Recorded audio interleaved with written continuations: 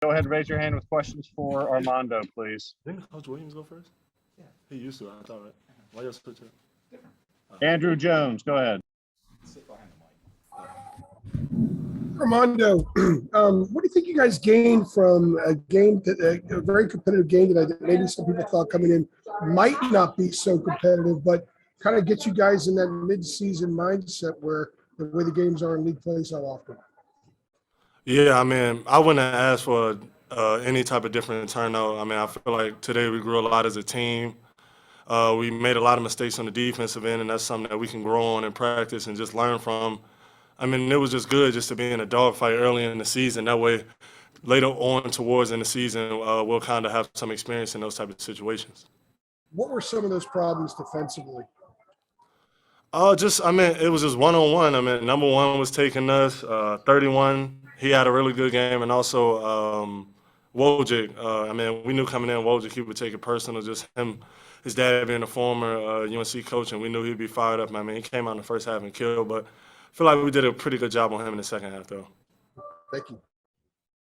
Michael Coe. Hey, Armando, how hard is it as a defense to not just, get totally down on yourself and pessimistic when it seems like Brown is hitting every shot they take? Man, that's a good question. I mean, it was times during the game I'm like, when are they gonna miss a shot? I mean, towards the middle of the second half, it just started to get nitty gritty, and I mean, it was just a street fight at that point. So we just had to, go out there and just the more physical team who wanted more just won. But I will say though, we did learn a lot from them today. Thank you. Jeremiah. Yeah, Armando, it seemed that you were able to get a lot of easy shots on early on in the game in the first half, and then also early in the second half.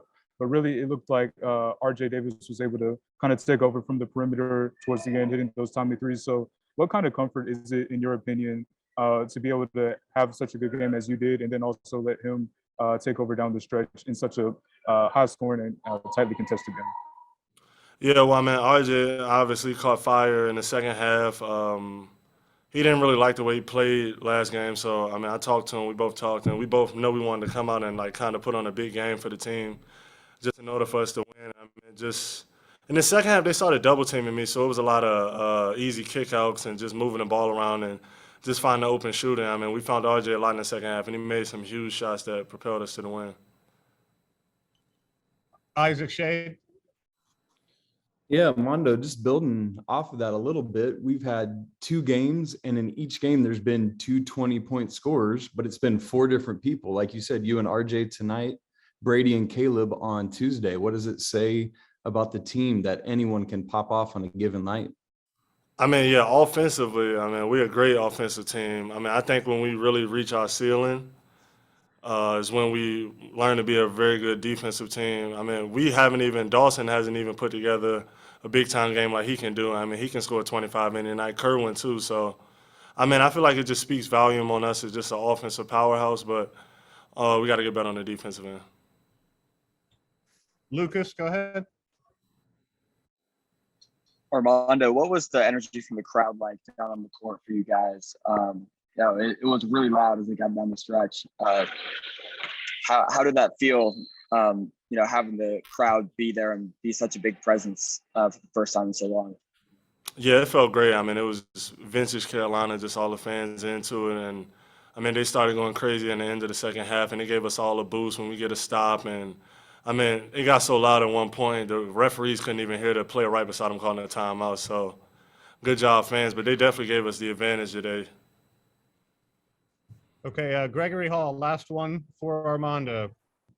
Armando, RJ was throwing finger guns at the bench. He put up the 3-point goggles.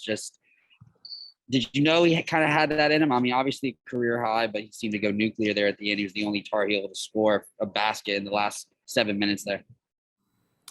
Yeah, I mean, RJ, he's been filling it up since the beginning of our summer practices. And, I mean, even last year, he showed flashes of scoring the ball. I mean, RJ, that's what he do. He puts the ball in the hoop. So, I mean, having a guard like him is a huge advantage. And once he's all said and done in Carolina, I'd expect him to be up there in just the all-time averages because he can really score the ball. All right, thanks, Mondo. Everybody sit tight. I think we'll have RJ in here next. Thank you.